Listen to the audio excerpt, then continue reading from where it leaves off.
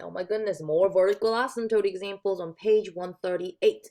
All right, so we're doing the same thing. We're about to simplify this one though. I can see that the numerator can be simplified into x minus 3 and x plus 3, right?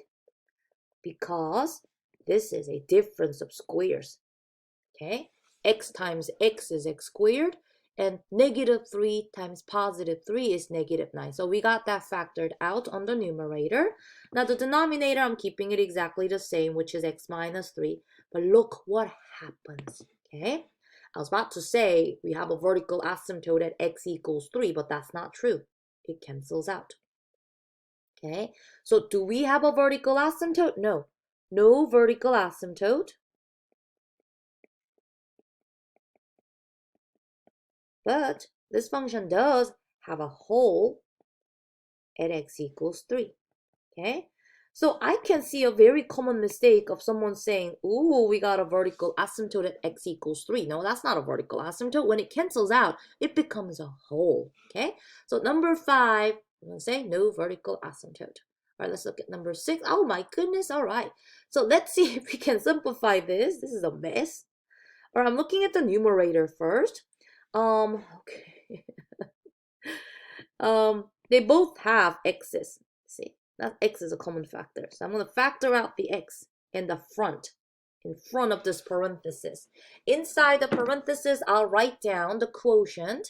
And both of these will lose one of their x's. So x squared will turn into x, 2x will turn into 2. So I'm done factoring the numerator. All right, let me factor the denominator. They also both have, oh, where did that go? All right, let me bring this back up. I must be coming down with something. I think I have cold. I hope you guys are doing okay. All right, I got it pulled back up. All right, sorry, let me go back to the denominator. So we're gonna factor out x in the denominator too. And if you factor out x here, what's left? X squared minus 1, right? Okay. Now. Oh, that x squared minus 1 can be factored again, okay? I don't think we really have to, but I will, because who knows, maybe we have some common factors that will cancel out. So look, keep that x in front exactly the same, but I'm talking about this now. X squared minus 1. This is a difference of perfect squares. I can factor this into x plus 1 and x minus 1. Okay, now let's see if anything cancels. Okay, what cancels out? X cancels out. So we must have a hole at x equals 0. Now we're going to set these left over, these equal to 0, and those are going to be where the vertical asymptotes happen. Okay, from the first factor, we have a vertical asymptote at x equals negative 1. From the second factor, we have a vertical asymptote at x equals positive 1. Okay, so this example, we also had a hole, so I will talk about that. Hole at x equals 0 because of this canceled out factor of x in the front. Okay, all right, let's see. I think the next example actually talks about horizontal asymptote. I'll give you the definition in this video, but I'll start a new video going over how to find horizontal asymptotes. Now, we talked about vertical asymptotes, but now let's look at horizontal asymptotes. So, you guessed it, horizontal asymptote looks like a horizontal line, but what it does, what the graph does is, as it approaches, let me draw a sketch a picture, okay? Let's say that you have a graph coming down, okay? As x gets infinitely big, as the graph goes to its right extreme, the graph approaches that horizontal asymptote. It gets infinitely close to that horizontal asymptote to the right end. Or it may be the other way. Like it may be like you have this blue horizontal asymptote. But if you look at the left end behavior of the graph approaches that horizontal asymptote really, really close, okay? So if the graph does that, okay, we call that line a horizontal asymptote. We're really talking about the right or the left end behavior of a function. So a line y equals b is a horizontal asymptote of f of x if either or both of the following statements are true, okay? In pre-calculus, we talked about how to find this horizontal asymptote by looking at different cases.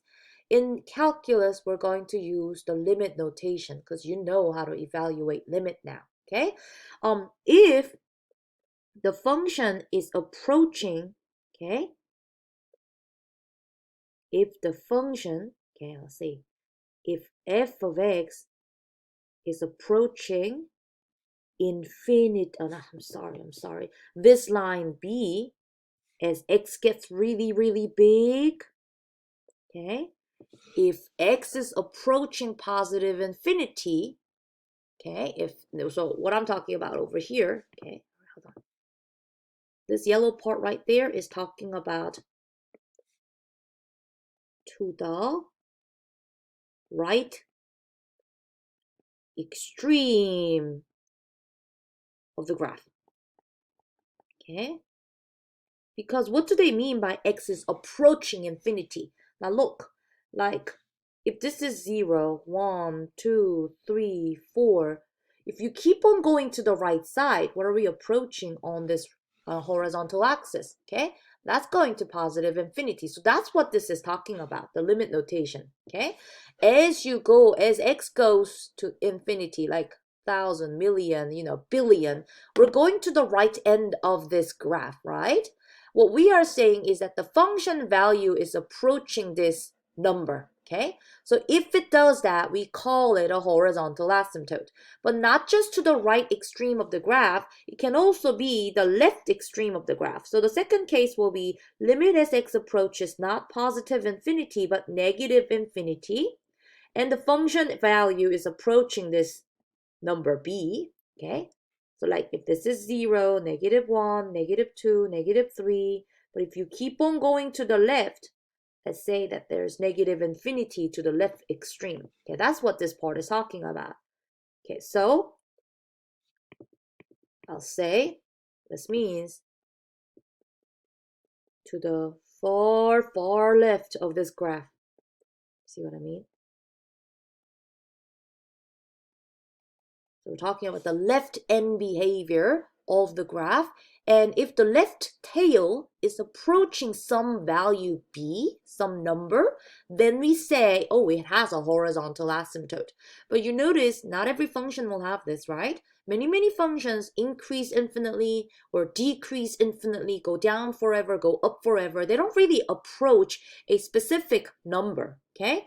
So we have rational and exponential functions examples in our class. Okay, so in the next video, I'll show you some functions and how to find these using limits, evaluating limits. Okay, so I'm going to stop this one now.